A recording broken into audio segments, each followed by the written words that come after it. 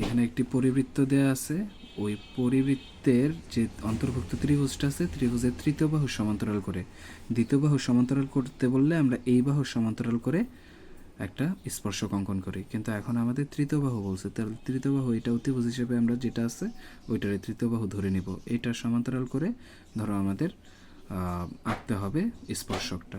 তো এটা দেখো কিভাবে করি, হয়তো বা সমকোণী ত্রিভুজ নাও বলা থাকতে পারে, তো ওই ক্ষেত্রে তো কেন্দ্রটা আর একটু ভেতরে পড়বে, তাই না, সূক্ষ্মকোণ হইলে। তো এখন এই ক্ষেত্রে আমার এটা ধরে নিলাম, আমি এটার থেকে কিভাবে আমি আঁকাইতে পারি দেখো। প্রথমেই এই কেন্দ্র থেকে একই মাপে আমি দুইটা চাপ কাটবো নিজের মন মতো, এই যে একটা, এই যে একটা, দুইটা চাপ হইল। এই দুইটা চাপ থেকে এখন আমি অর্ধেক করব, এইখানে কম্পাসটা রাখি, এখানে একটা চাপ দিই, আবার এই মাথা থেকে আরও একটা চাপ দিই, কয়টা চাপ, দুইটা চাপ হয়ে গেল। তো এখন আমার যেটা করতে হবে, কেন্দ্র থেকে বরাবর করে এটার বাহিরে একটা দাগ নেওয়া যেতে হবে ছেদবিন্দু দিয়ে। দেখো এখানে এইটা, এইটা, এই বরাবর একটা দাগ নিয়ে গেলাম, তাহলে এখানে একটা দাগ পাওয়া গেল। অবশ্যই এখানে একটা ছেদ বিন্দুও পাওয়া গেছে, বৃত্তটাকে কোথায় ছেদ করে সেই বিন্দুটাও পাওয়া গেছে।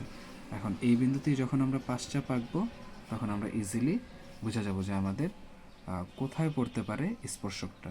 এই যে চাপ নাম্বার 1, তারপর চাপ নাম্বার 2, চাপ নাম্বার 3, চাপ নাম্বার 4, আর এখান থেকে একটা চাপ নাম্বার 5। ঠিক আছে, 5 চাপ হয়ে গেছে। এখন শুধুমাত্র আমাদের যেটা করতে হবে সেটা হলো এখান থেকে স্পর্শকটা আঁকতে হবে, বরাবর করে বসাও, বসালে দেখবা হয়ে গেছে মাপ করাটা। এই যে এখান থেকে একটা দাগ দিয়ে ফেললাম, শেষ, স্পর্শকটা হয়ে গেছে। অর্থাৎ তৃতীয় বাহুর সমান্তরাল করে আমরা স্পর্শকটা আঁকায় ফেললাম।